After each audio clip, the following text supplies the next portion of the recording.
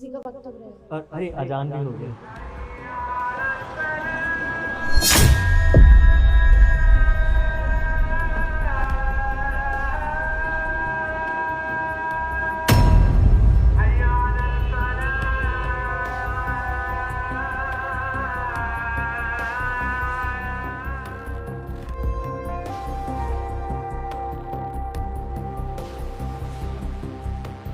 क्या चल रहा है यहाँ पे? साहब इफ्तारी कर रहे थे। तो ये ऑफिस मैंने यहाँ पे तुम लोगों की इफ्तारी के लिए खोल रखा, रोजा खोल के लिए ऑफिस खोल रखा है मैंने। साहब अभी हटा देते साहब, गलती हो गया, अब नहीं करेंगे साहब। और ये कौन है? साहब हमारी बेगम। और ये यहाँ पे क्या करने के लिए आई है? साहब इन्होंने नहीं बुलाया था हमें, हम खुद चल के यहाँ आए थे। इफ्तारी का वक्त हो रहा था और इन्होंने हमें बोला था कि ये घर नहीं आ पाएंगे, इसलिए हम ही आ गए। तो इसका मतलब ये है कि कंपनी में अपनी मनमर्जी चलाई जा रही है। और ये क्या खा रहे हो तुम दोनों? साहब बस अभी के अभी अंदर ऑफिस में आ जाओ, दोनों के दोनों। साहब माफ कर दीजिए। और आ जाओ। कितनी बार मना किया कि ऑफिस में नहीं आना तुमको, फिर भी नहीं मानती तुम। देख ले साहब, नौकरी भी चली जाएगी लगता है। एक ही नौकरी थी, बहुत मुश्किल से मिली, वो भी चली जाएगी। अब क्या जरूरत थी इफ्तारी के लिए? बोले थे ना शाम को घर पे आ जाऊंगा मैं। पता नहीं क्या हो जाए। अरे बस कीजिए, इतना रोइए धोइए मत, रमजान चल रहा है, जो होगा देखा जाएगा। साहब ने बुलाया, अंदर चलते हैं। आओ साहब, हम हाथ जोड़ रहे हैं, हमसे गलती हो गई, हमारा ऐसा कभी नहीं दोहराएंगे। वो क्या है ना, हम रोजे से हैं और हमारे पति समय से घर नहीं पहुंच पाते। आज इन्होंने हमें फोन पे इत्तला किया, हमें इफ्तार करना था, इसलिए हम घर से थोड़ा बहुत जो भी था हमारे पास लेकर इनके दफ्तर चले आए। नहीं पता था कि आपके दफ्तर में ये सब करना अलाउड नहीं है। हमें पता होता तो हम नहीं आते। साहब गलती हो गई, हमारी बेवकूफी की वजह से आप हमारे शौहर काम से मत निकालिएगा। हम हाथ जोड़ते हैं, घर में कमाने वाले इकलौते यही हैं। अगर इनको भी नौकरी से निकाल दिया गया तो हम खाना तक नहीं खा पाएंगे साहब, रोड पे आ जाएंगे, घर का चूल्हा तक नहीं जलेगा। हमें माफ कर दीजिए, हम कसम खाते हैं हम दोबारा नहीं आएंगे। हम नहीं, हम मजबूर होकर घर पे अलग रोजा खोल लेंगे, पर आप इनको काम से मत निकालिएगा। हम रोड पे आ जाएंगे साहब, हमारे का चूल्हा तक नहीं जलेगा, हम खाना नहीं खा पाएंगे। हमें पता होता तो हम ऐसा बिल्कुल नहीं करते। हम कसम खा रहे हैं, आप बस इन्हें नौकरी से मत निकालिएगा, हम हाथ जोड़ते हैं। साहब ये आखिरी बार है साहब, इसके बाद कभी नहीं करेंगे ऐसी गुस्ताखी। साहब हमें माफ कर दीजिए साहब। हाँ साहब, हम ऐसा दोबारा कभी नहीं करेंगे, आप हमें माफ कर दीजिए। हम दोनों मियां बीवी आपसे माफी मांगते हैं, हम दोबारा ऐसा कभी नहीं करेंगे, माफ कर दीजिए। ऑफिस की टाइमिंग में आप अपने घर से हमारी कंपनी में आ रहे हो, ऊपर से यहाँ पे बैठ के रोजा खोल रहे हो। और रोजा खोलते हुए क्या खा रहे थे तुम दोनों? साहब रोटी प्याज और खजूर के साथ इफ्तारी कर रहे थे। हाँ साहब, इन्हीं सब चीज़ों से हम अपना रोज़ा खोल लेते हैं। हमारे पास ज़्यादा पैसे नहीं होते ना इफ्तारी के लिए, तो हम इसी से खोल लेते हैं। अच्छा, तुम दोनों अभी जो बाहर बैठ के हमारी कंपनी में कर रहे थे, रोजा खोल रहे थे, क्या वो सही है? सही तरीका है? साहब कह तो रहे बहुत ही गलत था, और सब हम आगे से कभी नहीं करेंगे साहब। साहब आखिरी बात कर दीजिए साहब, हम हाथ जोड़ते हैं आपके सामने साहब। तुम्हें मैं इतना बुरा लगता हूँ कि तुम इस तरीके से बैठ के ऑफिस में रोजा खोल रहे हो? और अगर तुम्हारे पास पैसे नहीं है रोजा खोलने के लिए, तुम्हारे पास पैसे नहीं है फ्रूट्स लाने के लिए, तुम्हारे पास पैसे नहीं है जूसेस लाने के लिए या फिर कोई भी सामान लाने के लिए जिससे तुम आराम से बैठ के रोजा खोल सकते हो, तो तुम मुझे बता नहीं सकते? नहीं साहब हमको लगा कि आप कहाँ दूसरे मजहब के और हम। अच्छा, तो तुम्हें यूं लगता है कि तुम मुस्लिम हो और मैं हिंदू हूं और मैं तुम्हारी मदद नहीं करूंगा, ऐसा तुम्हें लग रहा है? नहीं साहब, इनके कहने का वो मतलब नहीं है, हम समझाते हैं। वो क्या है ना, हम लोगों की धार्मिक मान्यताएं अलग है और आपकी धार्मिक मान्यताएं अलग है। आप कहाँ हमारे इफ्तारी में रमजान में पार्टिसिपेट भी करेंगे शायद, इसलिए इन्होंने बोला नहीं होगा। हाँ, ये हिंदू मुस्लिम से पहले हम क्या है? एक इंसान ही तो है। अगर मैं आप लोगों को अपनी कंपनी में इस तरीके से देखूंगा रोजा खोलते हुए कि आप लोगों के पास फ्रूट्स लाने तक के भी पैसे नहीं है, तो क्या मुझसे देखा जाएगा? बिल्कुल भी नहीं।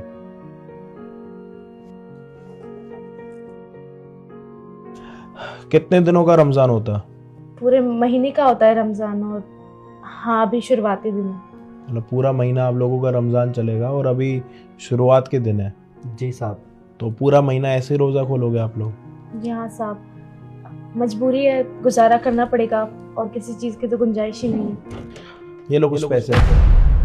वैसे पहले पैसे पकड़ो तो मैं बताता हूँ मैं पैसे तुम दोनों को क्यों दे रहा हूँ। ये वो पैसे हैं जो हमारे हिंदू धर्म में कमाई के 10% हमेशा अलग किए जाते हैं। मतलब हम महीने में जितने भी पैसे कमाते हैं उसके 10% पैसे अलग करते हैं। ये पैसे उन्हीं में से बचे हुए पैसे हैं जो मैं आप लोगों को दे रहा हूँ। और वो पैसे हम पता है क्या करते हैं, मंदिर गुरुद्वारे में, या फिर किसी को मदद की ज़रूरत होती है उसको, या फिर किसी बेटी की शादी हो रही होती है, उनके पास इतने पैसे नहीं होते कि वो अपनी बेटी का सही से दहेज दे पाएँ, शादी करवा पाएँ उसमें, या फिर दान पुण्य में दे पाएँ। और मुझे लगता है कि अभी इन पैसों की ज़रूरत तुम दोनों को ज़्यादा ही है, क्योंकि तुम दोनों के रमज़ान चल रहे हैं, कि तुम लोग अपना आराम से रोज़ा भी पाओ, फ्रूट्स ले पाओ, सारी चीज़ें आराम से कर पाओ। वैसे तुम्हारी सैलरी कहाँ जाती है? साहब घर का किराया 5,000 रुपये और बाकी 10,000 रुपये घर के सामान वगैरह के लिए, और जो पैसे बचते हैं उन पैसे से मैं अपनी बीवी को पढ़ा रहा हूँ। मतलब तुम अपनी बीवी को आज भी पढ़ा रहे हो?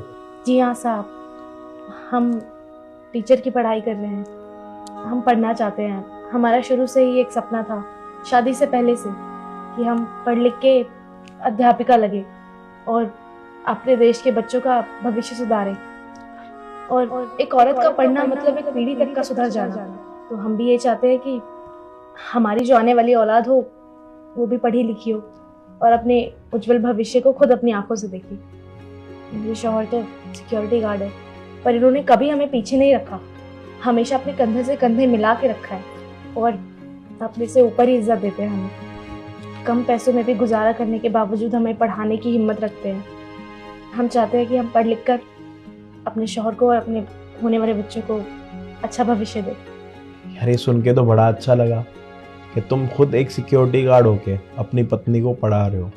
तुम चाहते हो कि तुम्हारा आने वाला भविष्य अच्छा जाए, और तुम अपनी सैलरी में से अपना घर भी चलाते हो, राशन भी चलाते हो, और उसके बाद भी अपनी पत्नी को पढ़ा रहे हो। ये सुन के सच में बहुत अच्छा लग रहा है। और मुझे तो लगता है कि ये उन लोगों के लिए एक तमाचा है जिनके पास सारी चीज़ें होने के बाद भी ना वो कुछ भी नहीं करते, सिर्फ बहाने देते हैं कि हमारे पास ये नहीं है वो नहीं है, जबकि उनके पास सब कुछ होता है। और बुरा मत मानना, तुम्हारे पास अभी उतना कुछ नहीं है, तुम फिर भी अपने भविष्य के लिए इतना सोच रहे हो, अपनी पत्नी के लिए इतना सोच रहे हो। कहीं ना कहीं अगर तुम्हारी पत्नी टीचर बन जाती है तो तुम्हारे बच्चों का फ्यूचर तो अच्छा ही जाएगा। वैसे आज के बाद किसी भी चीज़ की ज़रूरत हो या फिर किसी भी मदद की ज़रूरत हो तो तुम मेरे पास आ सकते हो, मुझे बता सकते हो। अगर मैं तुम्हारी किसी भी तरीके से हेल्प कर सकता हूँ ज़रूर करूँगा। और रमज़ान में आज के बाद आपको टाइम से घर जाना है, अपने बच्चों के साथ खोलने और अच्छे से रमज़ान मनाना अपना। शुक्रिया साहब। शुक्रिया साहब। शुक्रिया तो ठीक है, हमारे बाकी दिन जैसे जा रहे हैं उस चीज़ से हमें फ़र्क नहीं पड़ना चाहिए, लेकिन जब हमारे फेस्टिवल्स हो ना तब हमें चीज़ों को अच्छे से मनाना चाहिए, सेलिब्रेट करना चाहिए, ताकि हमें कभी भी किसी भी चीज़ का ना ये ना हो कि हमने रमज़ान में ये नहीं किया वो नहीं किया। तो अच्छे से मनाओ, ठीक है? रमज़ान मुबारक आप दोनों। आपको भी रमज़ान मुबारक।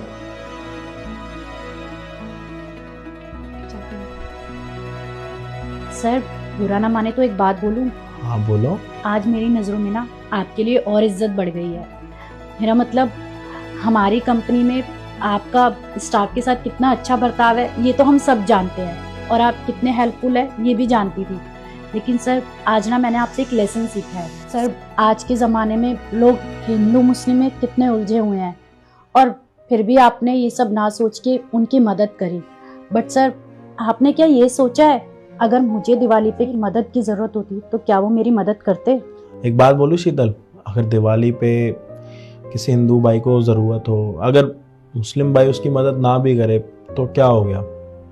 इस दुनिया में किसी ना किसी को तो पहल करनी है।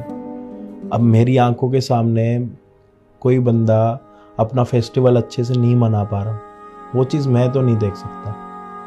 उसमें चाहे वो हिंदू हो, मुस्लिम हो, सिख हो, ईसाई हो। अगर ऊपर वाले ने हमें लायक बनाया, हम किसी की मदद कर सकते हैं, तो हम धर्म देख के थोड़ी ना मदद करेंगे।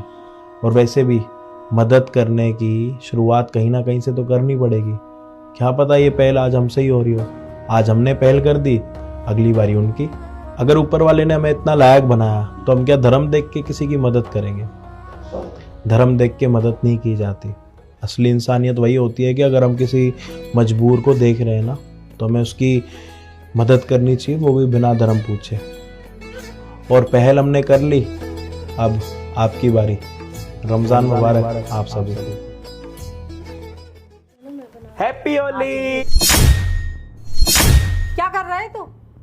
उस पे रंग क्यों लगा रहा है? तुझे पता नहीं तेरी बहन विधवा है? माँ क्या हो गया अगर मैंने अपनी बहन पर रंग लगाया? अरे? ये तो फेस्टिवल है ना, होली तो सब खेलते हैं। बिल्कुल बेशरम हो गया। पता नहीं है इसकी बहन विधवा है और इससे रंग लगा रहा है आकर के। अरे कुछ तो अकल होती, जवान हो गया बिल्कुल तू। तुझे दुनियादारी का कुछ पता नहीं है क्या?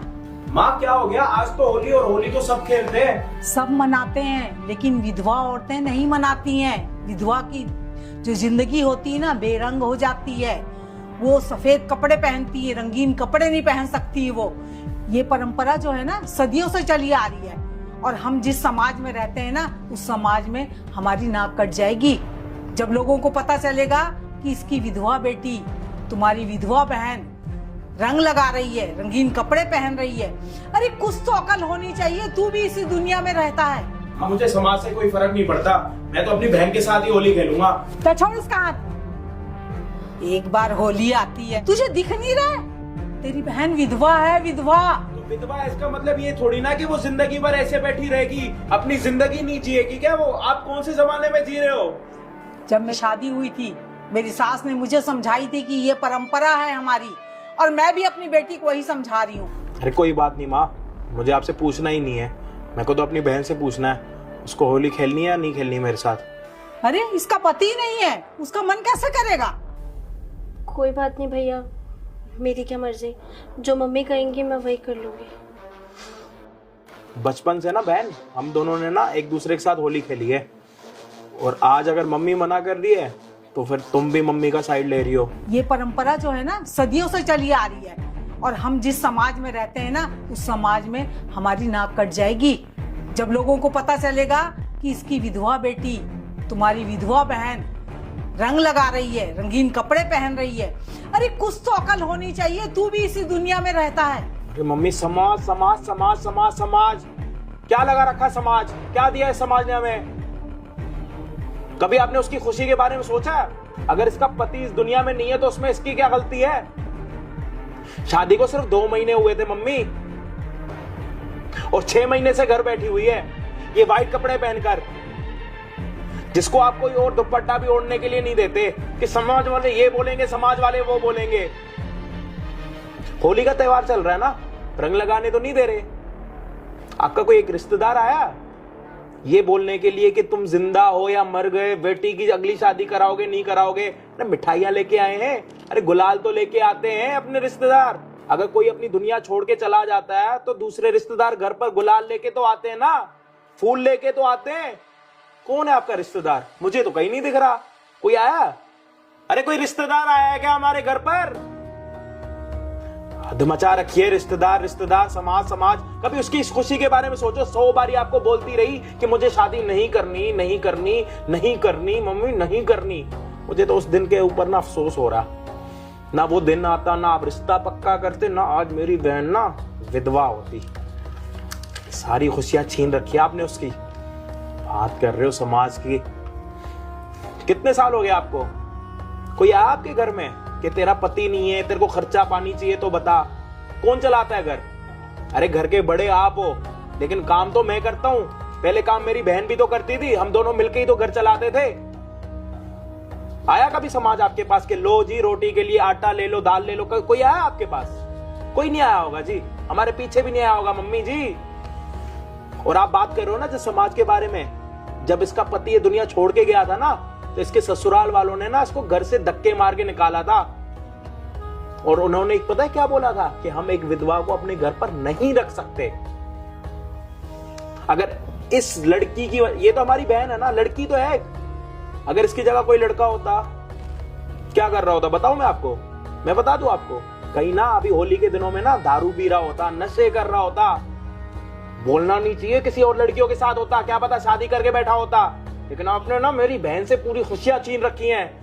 अगर मैंने अभी गुलाल क्या लगा लिया, आप तो मेरे ऊपर चढ़ने लग गए। मेरे ठीक है, आप ये चाहते हो ना कि मैं अपनी बहन के साथ होली ना खेलूं, यही चाहते हो ना आप? ठीक है, कोई बात नहीं, मैं जाता हूं, मैं किसी और को बहन बनाता हूं, किसी और के साथ होली खेलता हूं। नहीं खेलनी मुझे होली यहाँ पे। तुम सही कह रहे हो बेटा, मैं आज तक ना पुरानी परंपराओं को मानती आई हूँ। समाज क्या कहेगा, हम समाज में रहने लायक रहेंगे कि नहीं रहेंगे, मैंने उसी तरफ ध्यान दिया। मैंने कभी अपने बच्चों के बारे में नहीं सोचा कि मेरी बेटी 2 महीने शादी को हुए थे, इसका पति चल बसा। मैं कभी अपनी बेटी की तरफ उस नज़र से देख नहीं पाई। इसकी पूरी जिंदगी पड़ी हुई है, मेरा क्या है, मैं साल 2 साल 4 साल की मेहमान हूँ। इसकी तो पूरी जिंदगी है मेरी बच्ची की, ये अकेले कैसे गुजारेगी। कल को बेटा तेरी शादी होगी, तेरी बीवी भी आएगी इस घर में, अपनी विधवा ननद को बर्दाश्त करेगी वो? नहीं कर पाएगी। मैं बहुत बड़ी गलतफहमी में थी बेटा, आज ना तूने मेरे मन से ना सारा बोझ उतार दिया है। अब मैं चाहती हूँ कि मेरी बेटी खुश रहे, रंगीन कपड़े पहने, होली खेले। अब मेरी दिली तमन्ना है बेटा, अगर कोई अच्छा सा लड़का मिलता है ना तो इसकी ना शादी करवा देती। दुनिया गई भाड़ में, परंपरा गई तेल लेने, मुझे उससे कुछ मतलब नहीं। मेरी बेटी खुश होना चाहिए।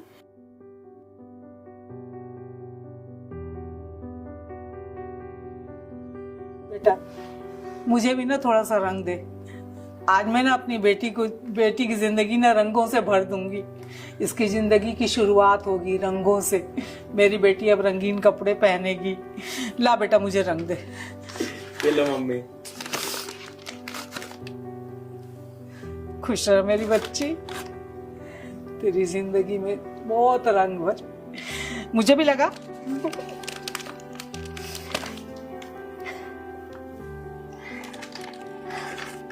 हैप्पी होली। आ जाओ, खुश रहो मेरे बच्चों। ये लो मैडम पैसे, और मुझे अपनी कंपनी का मैनेजर बना दो। यहाँ इंटरव्यू देने आए हो या फिर जॉब खरीदने? देखो मैडम, बात ऐसी है, मैं आपके पढ़ा लिखा तो नहीं हूँ कि डिग्री दिखाकर जॉब ले पाऊँ, तो इसलिए पैसे देकर आ गया मैं जॉब खरीदने। बट जॉब के लिए टैलेंट और स्किल्स चाहिए होते हैं, ये पैसा नहीं। ठीक है, मैं समझ गया आप क्या कहना चाहती हैं। 1 मिनट, ये लो। अब तो बन जाऊंगा ना मैं आपकी कंपनी का मैनेजर। तुम्हें क्या लगता है कि तुम इन पैसों से कुछ भी खरीद लोगे? मैडम देखो, बात ऐसी है, जहाँ पैसा बोलता है ना, वहाँ हर किसी की बोलती बंद हो जाती है। ठीक है, और आपको शायद पता नहीं है मैं कौन हूँ। इस शहर के जो सबसे बड़े प्रॉपर्टी डीलर हैं, मैं उनका बेटा हूँ, और मैं चाहूँ ना तो आपकी ये कंपनी मिनटों में खरीद सकता हूँ और आपको घर बैठा सकता हूँ। अगर इतने ही बड़े बाप के बेटे हो, इतना ही पैसा है तुम्हारे पास, तो ये जॉब की क्या जरूरत पड़ी तुम्हें? जरूरत कहाँ मैडम, मजबूरी। मजबूरी? कैसी मजबूरी? बात ऐसी है ना मैडम, मैं एक लड़की से प्यार करता हूँ और उससे शादी करना चाहता हूँ, लेकिन उसका जो बाप है ना बहुत जिद्दी है। उनका कहना ये है ना कि जो कुछ भी मेरे पास है वो मेरे बाप का दिया हुआ है। उन्हें चाहिए ऐसा लड़का जो अपने पैरों पे खड़ा हो, तो बस उसी प्यार के लिए मैं यहाँ पर आ गया जॉब लेने। तो इसमें गलत ही क्या है? अगर तुम उससे इतना ही प्यार करते हो तो तुम एफर्ट्स लगाओ ना, जॉब देखो, और इन पैसों के बदले तुम अपने टैलेंट को लेके आओ ना। इंटरव्यू में तुम हर जगह पैसे थोड़ी ना दोगे, टैलेंट दोगे, और टैलेंट और स्किल से ही कुछ होता है। और कि पापा गलत ही क्या बोल रहे हैं, सही तो बोल रहे हैं। कौन बाप चाहेगा कि अपनी बेटी को इस घर में भेजो जो लड़का कमाता नहीं है, जो लड़का अपने बाप के पैसे पे ऐश कर रहा है? उनका कहना भी गलत नहीं है, सही है पूरी तरह से। अरे मैडम, आप भी गाँव उस बुढ़े की बातें कर रही हो। हाँ, वो बुढ़ा ना पागल है, सनकी है। और वैसे भी मुझे कौन सा लाइफ जॉब करनी है, बस कुछ टाइम के लिए जॉब करनी है। एक बार मेरी उस लड़की से शादी हो जाए, उसके बाद उसे और उसके घर वालों को बताऊंगा कि मैं क्या चीज़ हूँ। और वैसे भी बुड्ढा कुछ दिन का ही मेहमान है, आने वाले कुछ टाइम में लुढ़क लेगा, फिर तो उस लड़की की प्रॉपर्टी जो भी होगी वो सारी मेरी ही होनी है। वैसे तुम जिस लड़की के बारे में बात कर रहे हो उसका नाम कहीं रति तो नहीं है? हाँ। और वो MNC कंपनी में जॉब करती है? हाँ, आपको कैसे पता? और उसके पापा की गवर्नमेंट जॉब है? हाँ। आप कैसे जानते हो उसको?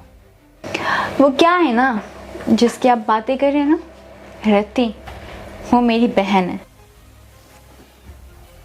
शायद तुम मुझे नहीं जानते हो क्योंकि रति ने तुम्हें मेरे बारे में नहीं बताया होगा, क्योंकि सोशल मीडिया पे मेरा कोई अकाउंट भी नहीं है और मुझे ज़्यादा पिक्चर क्लिक करवाना पसंद भी नहीं है, बस इसीलिए। लेकिन मैं तुम्हें जानती हूँ, जब रति ने घर में शादी की बात की थी ना, तब तुम्हारी फ़ोटो दिखाई थी और उसके बाद तुम आज अभी मेरे सामने हो ऐसे इंटरव्यू देते हुए। काफ़ी अच्छा इंटरव्यू दिया तुमने, है ना? और मुझे तो एक बात समझ में नहीं आ रही है कि मेरी बहन रति ने तुम जैसे लड़के से प्यार किया था, हाँ? मतलब सीरियसली उसकी पसंद इतनी घटिया है? और शादी नहीं हुई ना, जो भी हुआ ना अच्छा हुआ। तुम अदिति हो? हाँ, मैं अदिति हूँ।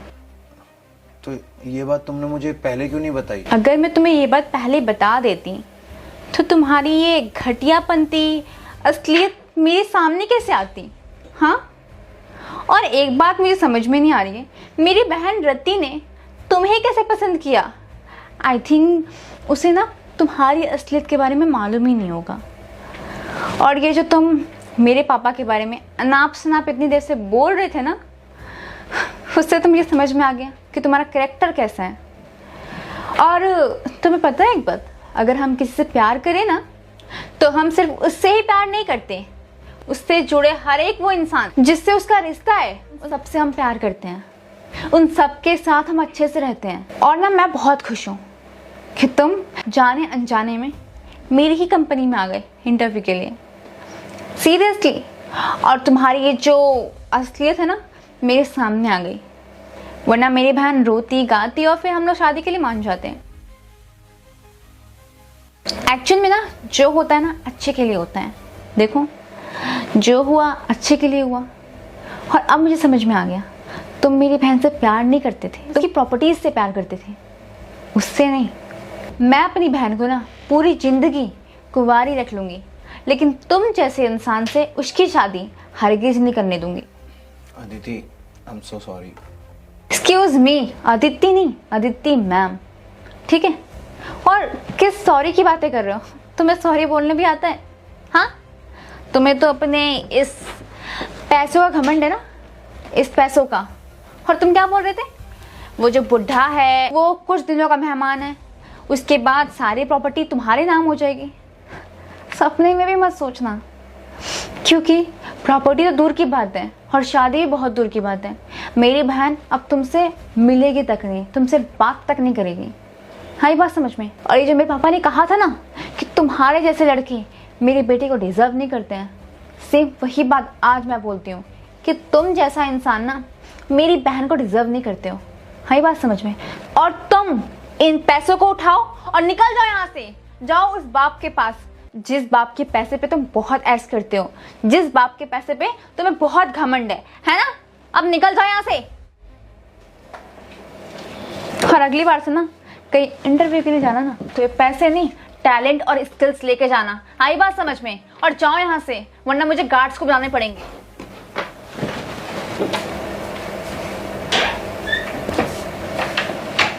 पता नहीं कैसे कैसे लोग। सीरियसली अच्छा हुआ इससे मेरी बहन की शादी नहीं हुई।